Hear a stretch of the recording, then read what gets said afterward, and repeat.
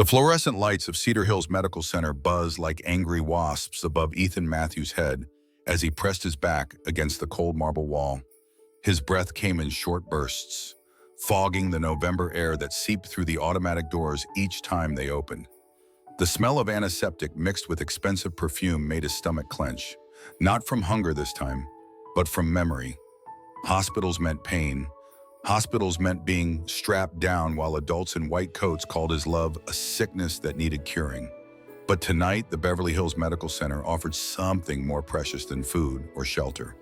It offered warmth, the kind of bone-deep warmth that 17-year-old bodies crave after sleeping in a rusted van for 6 months, surviving on library Wi-Fi, and stolen moments at public charging stations. Ethan's fingers tightened around the straps of his backpack, feeling the sharp edges of Arduino boards and 3D printed prototypes pressing through the worn fabric.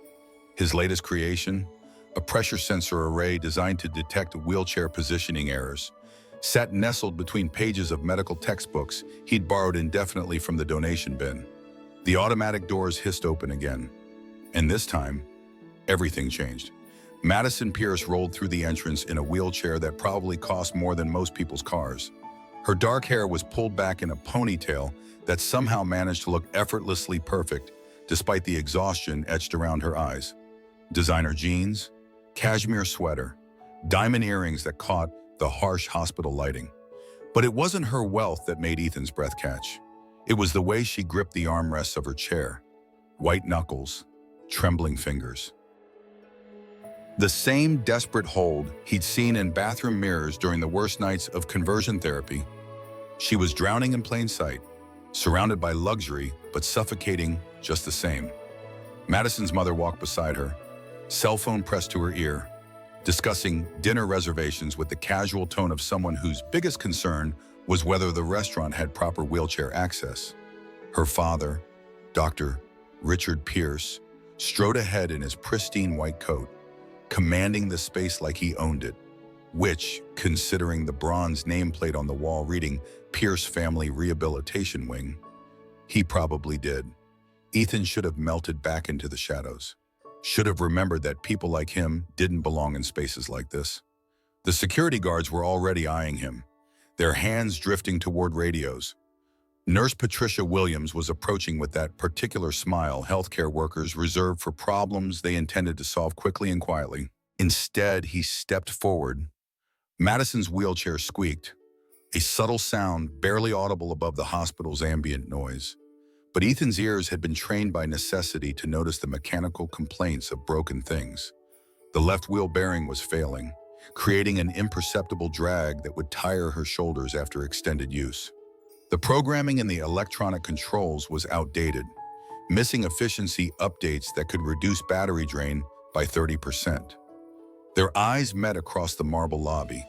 Hers were hazel, flecked with gold, and currently filled with the kind of bone-deep exhaustion that came from fighting battles no one else could see. His were dark brown, holding secrets that 17 years of surviving had taught him to keep hidden. But in that moment, recognition flickered between them, not of faces or names, but of something deeper. The universal language of young people who'd been told they were problems to be solved rather than humans to be understood. Nurse Williams reached him first, her voice carrying the particular authority of someone who'd spent too many double shifts dealing with people she considered beneath her station. "Excuse me, honey, but visiting hours ended at 8. You'll need to find somewhere else to warm up tonight." The words hit exactly as intended, sharp enough to cut, sweet enough to maintain professional deniability.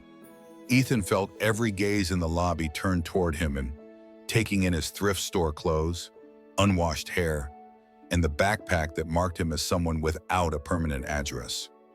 But before he could respond, before he could gather the practiced apologies that usually smoothed his exit from places where he didn't belong, Madison's voice cut through the tension.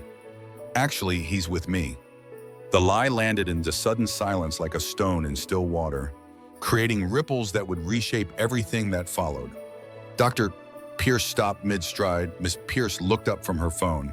Nurse Williams' professional smile faltered, and Ethan realized that sometimes the most dangerous thing you could do was tell the truth. I can build something better than what she has, he said quietly, his words barely above a whisper, but somehow carrying to every corner of the marble lobby. I can help her. The reaction was immediate and predictable. Gasps from the wealthy families in the waiting area, nervous laughter from medical staff, the distinctive sound of cell phones being raised to capture whatever drama was about to unfold. But Madison Pierce, 16 years old and tired of being treated like a problem instead of a person, did something that would change both their lives forever. She smiled. Not the polite, practiced expression she'd worn through months of physical therapy and family meetings. A real smile, the kind that reached her eyes and carried the dangerous spark of possibility. Then show me, she said. Sometimes the most profound revolutions begin not with grand speeches or violent upheavals, but with two young people recognizing themselves in each other's pain and choosing to believe that broken things can be fixed by those who understand what it means to be broken.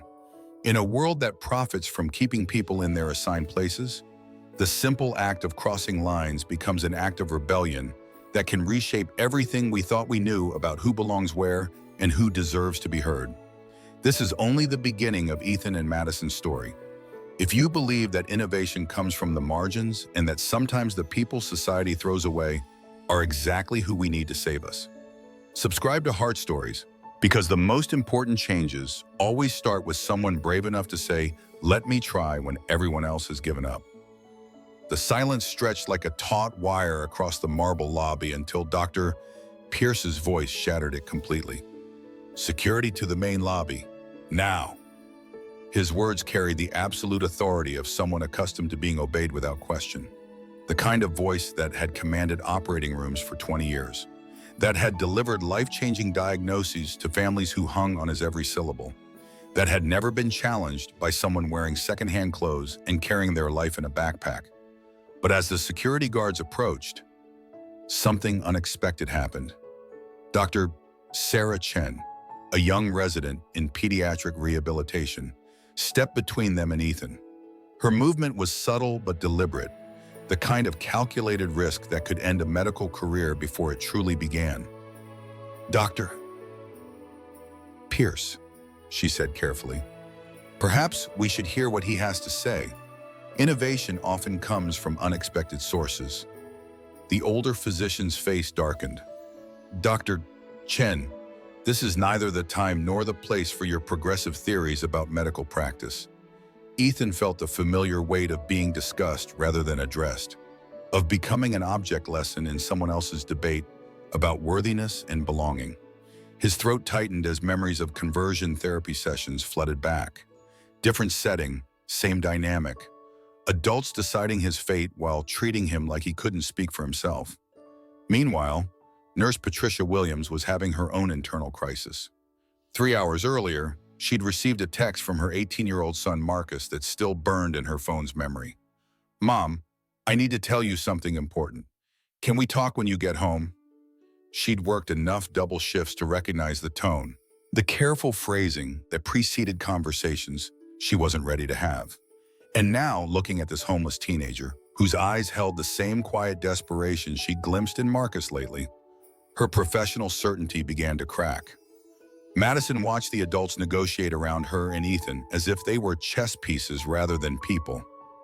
The familiar frustration rose in her chest, the same feeling that had consumed her during family meetings where doctors discussed her progress and potential while she sat silent in her wheelchair, expected to be grateful for their expertise.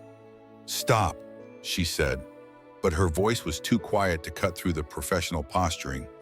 "Stop," this time louder, sharp enough to slice through the hospital's bureaucratic hum. Every head turned toward her. In the months since her accident, Madison had been the perfect patient, compliant, grateful, inspiring in the way that made adults comfortable with her suffering. But tonight, something fundamental had shifted. "I'm not a child," she continued, her voice steady despite the tremor in her hands. "I'm 16 years old and I'm tired of being talked about like I'm not here. If he says he can help, then I want to listen." Dr. Pierce's jaw tightened. His daughter had always been strong-willed, But this public defiance felt like a personal attack on everything he'd built. The Pierce family name was carved in bronze on 3 different wings of this hospital. Generations of medical excellence, charitable giving, social standing built on the foundation of knowing better than others. Madison, you don't understand the complexities involved here. This young man has no medical training, no credentials, no understanding of your condition.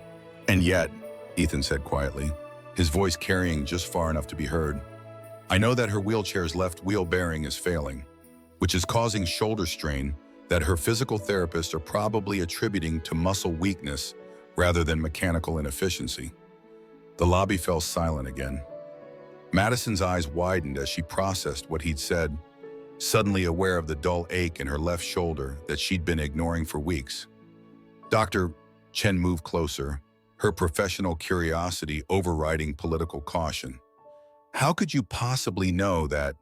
Because I've been living in my van for 6 months, and when everything you own has to fit in a few cubic feet, you learn to notice when mechanical systems aren't operating at peak efficiency. Survival depends on it. The words hung in the air like a confession, not just of homelessness, but of the kind of practical intelligence that emerges from necessity. The kind of knowledge that isn't taught in medical schools or engineering programs, but earned through the daily reality of making broken things work because replacement isn't an option. Mrs. Pierce finally looked up from her phone, taking in the scene with the calculated assessment of someone accustomed to managing social situations, her husband's reputation, her daughter's public behavior, and now this homeless teenager who somehow possessed technical knowledge that challenged their family's medical expertise. Richard, she said quietly, perhaps we should handle this privately. But Madison had heard enough adult euphemisms to last a lifetime. Privately meant making problems disappear. Handling meant managing her like a PR crisis, rather than listening to her as a person. No, she said firmly. We're going to handle this right here, right now. Either you listen to what he has to say, or I'm posting about this whole conversation on every social media platform I have. Let's see how your donors feel about the Pierce family's commitment to innovation when they read about how you had security remove a homeless teenager who offered to help your disabled daughter.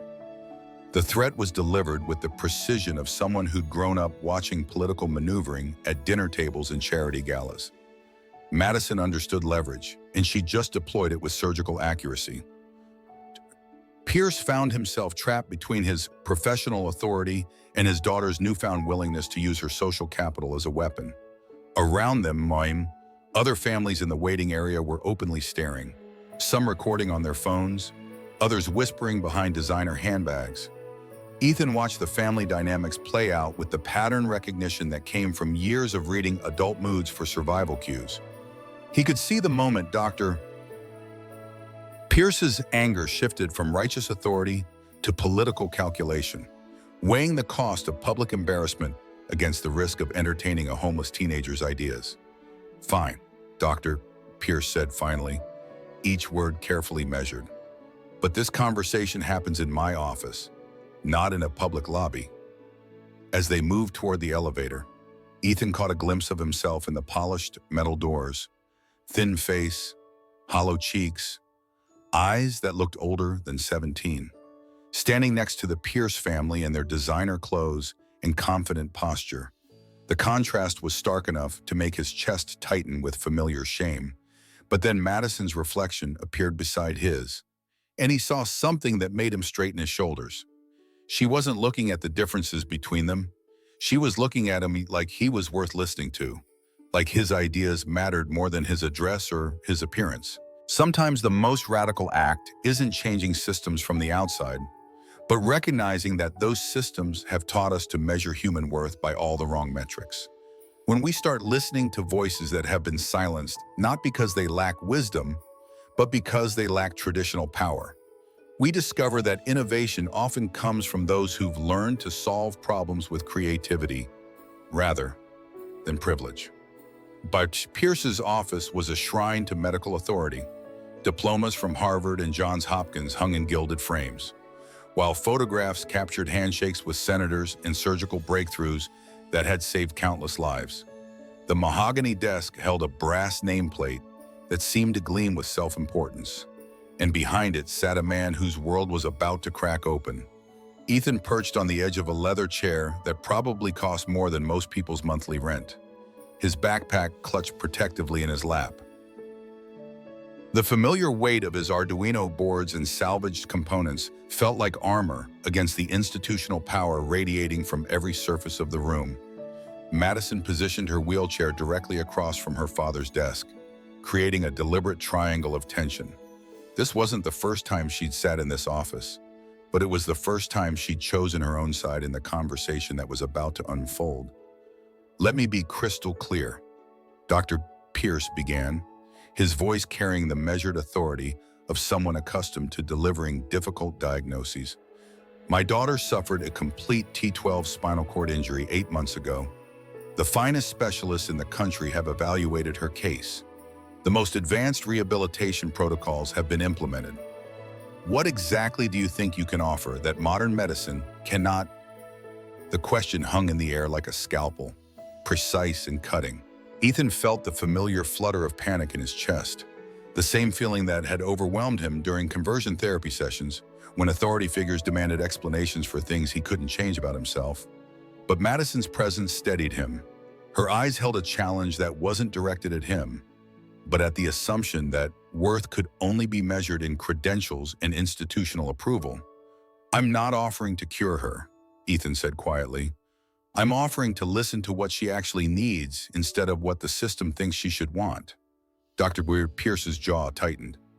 "The system, as you call it, has dedicated millions of dollars and countless hours to developing assistive technologies.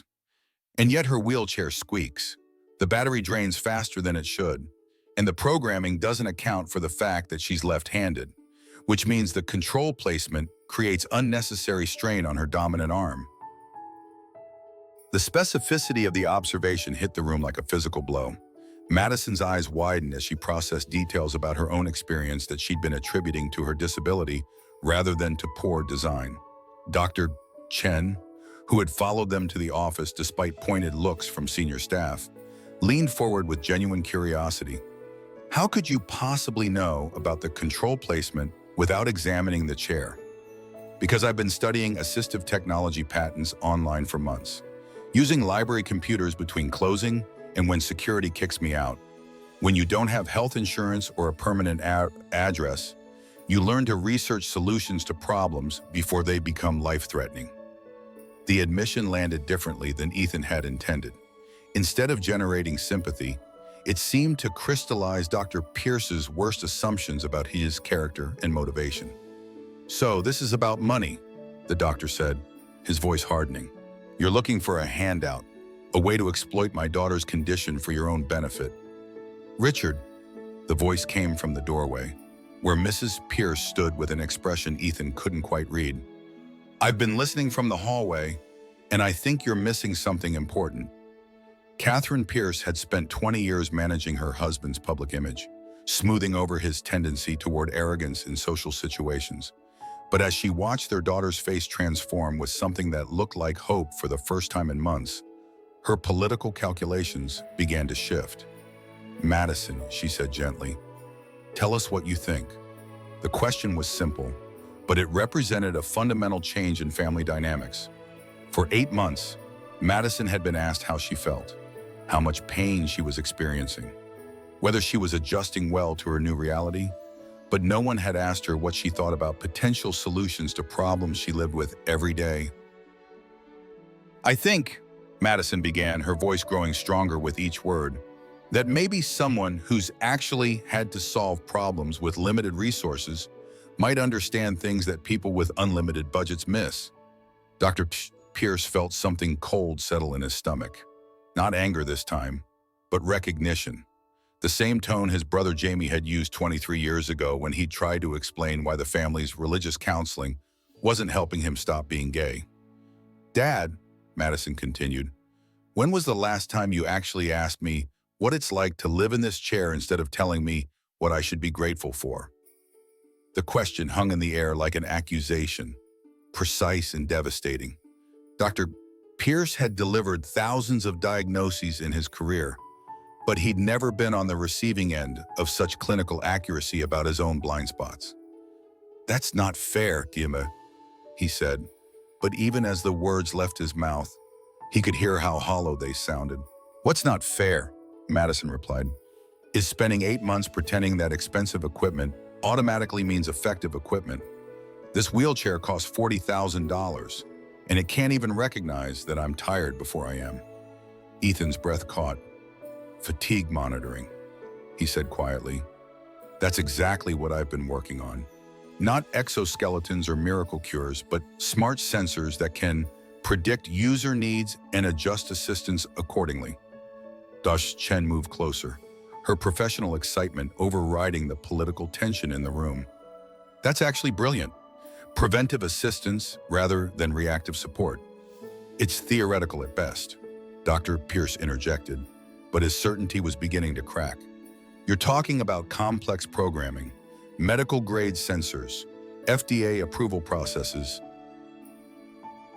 I'm talking about Arduino microcontrollers, pressure sensors from automotive suppliers, and open-source programming that doesn't require corporate approval," Ethan replied.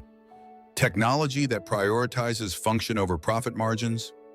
The room fell silent as everyone processed the implications, not just of Ethan's technical knowledge, but of what his approach represented. Innovation driven by necessity rather than market research. Solutions designed by and for the people who would actually use them. Mrs. Pierce was the first to speak. "Show us," she said simply. Dr. Pierce turned toward his wife with an expression of disbelief. "Catherine, you can't be serious." "I'm very serious. Our daughter has been struggling for 8 months, and this young man has identified problems in 5 minutes that apparently none of our specialists noticed. Maybe it's time we stopped assuming that credentials are the only measure of competence." The words hit Dr. Pierce like a diagnosis he wasn't prepared to receive. Everything he'd built his identity around, his authority, his expertise, his right to make decisions for other people, was being challenged by a homeless teenager and his own family. But as he looked at Madison's face, really looked at it for the first time in months, he saw something that made his chest tighten with an emotion he couldn't name, but she looked alive, engaged, present in a way she hadn't been since the accident. "All right," he said finally, each word carefully measured. "Show us what you can do." When we challenge the assumption that innovation only comes from those with traditional credentials, we open ourselves to solutions that emerge from lived experience rather than theoretical knowledge.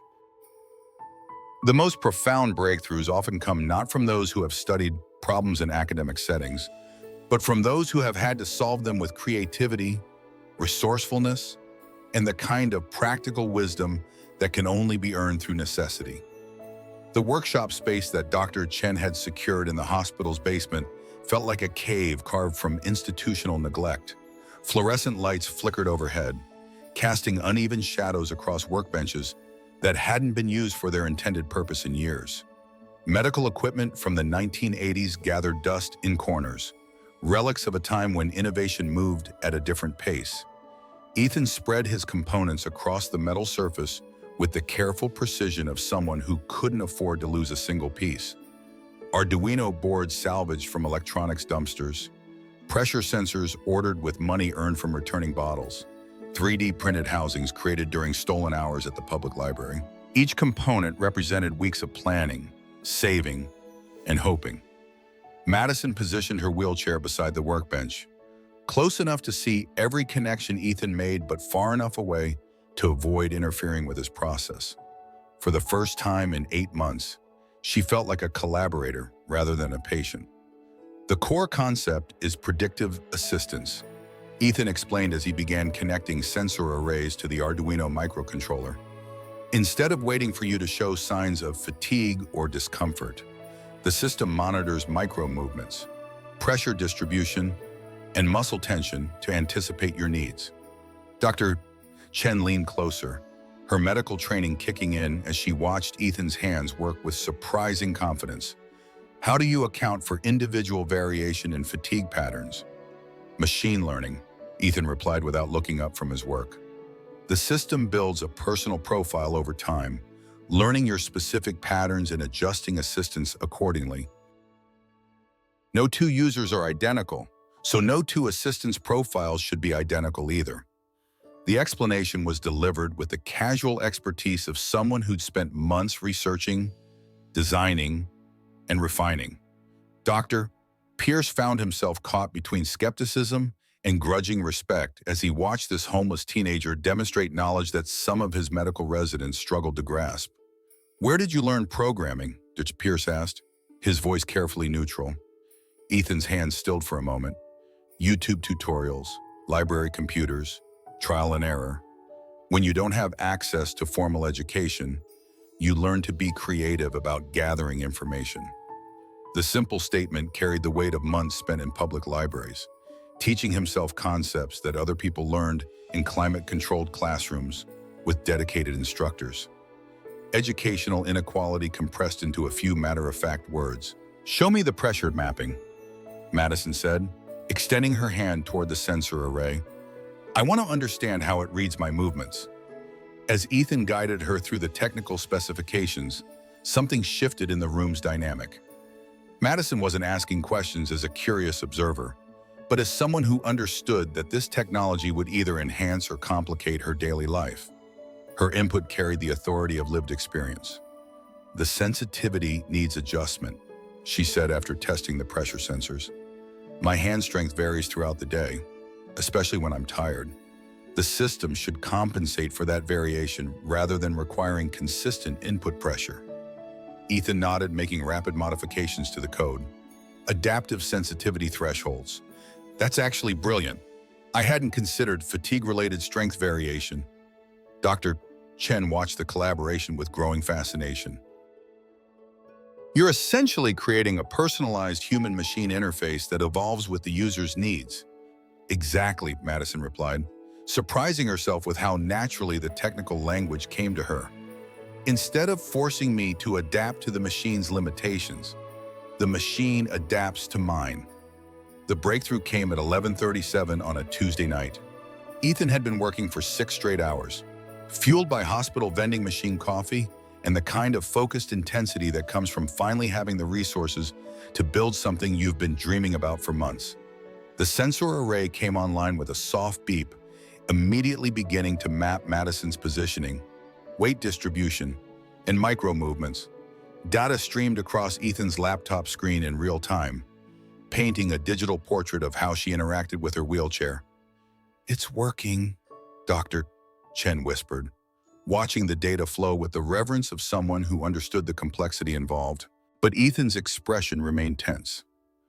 "Data collection is only the first step. The real test is whether the system can translate that information into meaningful assistance." Madison shifted slightly in her chair, testing the system's responsiveness. Within seconds, the device registered the change in pressure distribution and suggested a posture adjustment that would reduce strain on her lower back.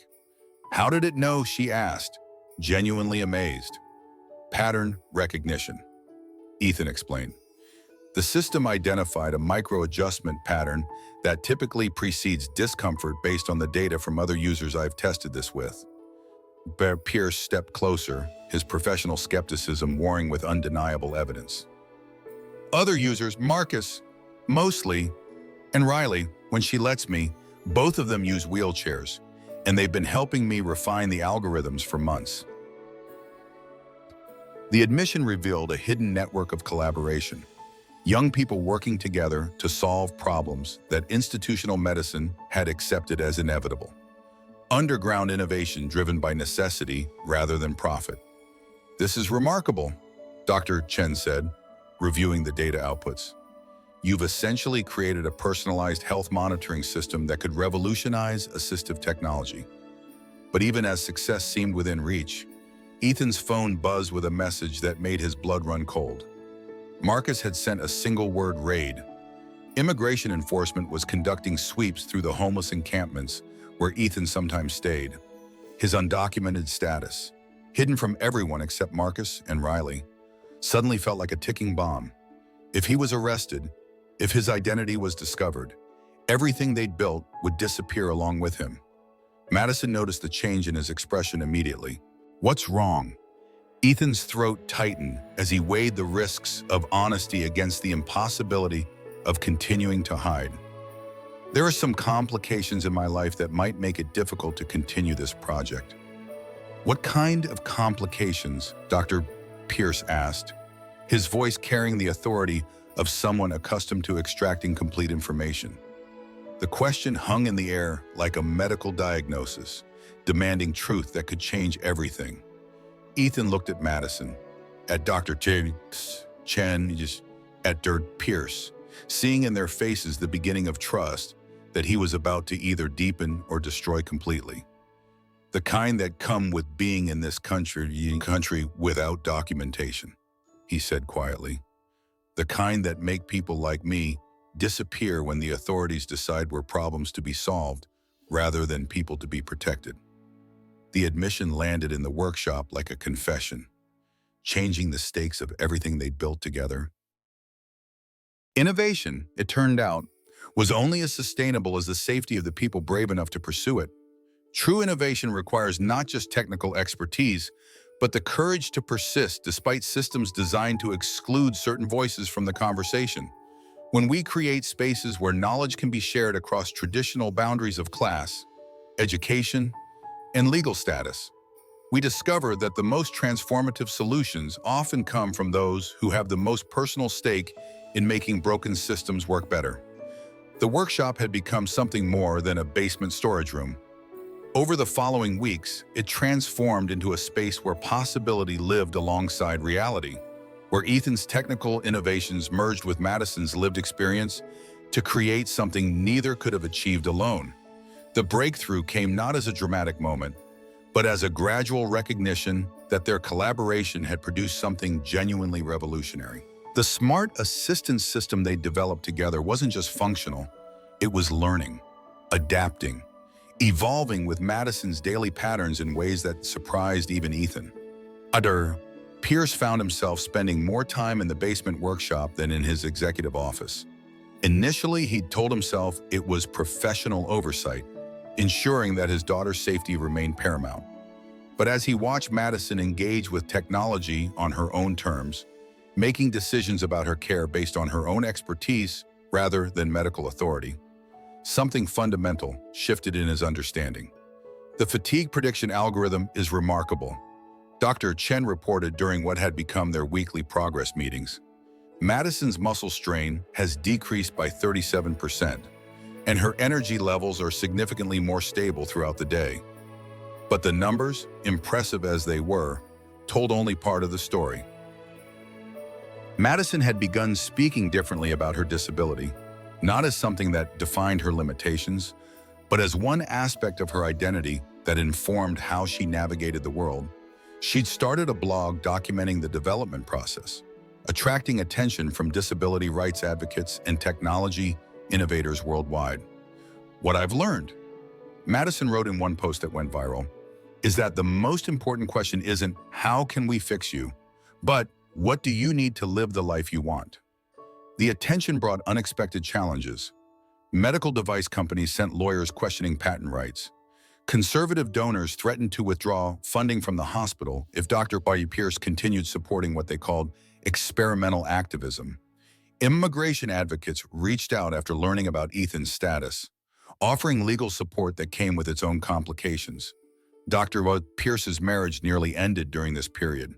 Catherine's initial support had wavered as the political implications became clear, and their dinner table conversations turned into negotiations about family reputation versus family values.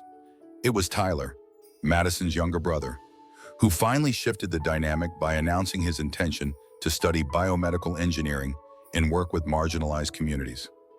"If our family name means anything," Tyler said during one particularly tense dinner, "it should mean that we use our privilege to amplify voices that wouldn't otherwise be heard."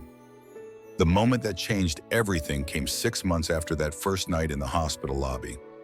Madison was demonstrating the assistance system at a medical conference, speaking to an audience of doctors, engineers, and healthcare administrators about the importance of including disabled voices in technology design. Ethan stood backstage, watching on a monitor as she fielded questions with the confidence of someone who'd learned to translate between technical specifications and human experience. His immigration status had been resolved through a combination of legal advocacy and Dr. Pierce's political connections. But the memory of that vulnerability remained. The most important innovation, Madison told the audience, wasn't the technology itself. It was learning to listen to each other across differences that society taught us were insurmountable. Dr. Pierce, watching from the audience, felt something break open in his chest. Not the sharp pain of loss, but the deeper ache of recognition. 23 years earlier, he'd failed to listen to his brother Jamie's voice across a similar divide. He couldn't change that history, but he could ensure that other young people wouldn't face the same silence. The Pierce Innovation Lab opened 18 months later, funded jointly by the hospital and a coalition of technology companies committed to inclusive design. Ethan had enrolled at MIT, but spent his summers back in Beverly Hills, mentoring other young people whose ideas emerged from the margins of traditional systems. Marcus Williams became the lab's first community liaison, helping bridge the gap between institutional resources and grassroots innovation. His mother, Nurse Patricia Williams, had become one of the hospital's most effective advocates for patient-centered care after witnessing her own biases challenged and transformed. Madison's assistance system evolved into an open-source platform used by thousands of people worldwide. But perhaps more importantly, the process of creating it had demonstrated that innovation flourished when diverse perspectives were not just included, but centered in the design process. We didn't just build better technology. Dr.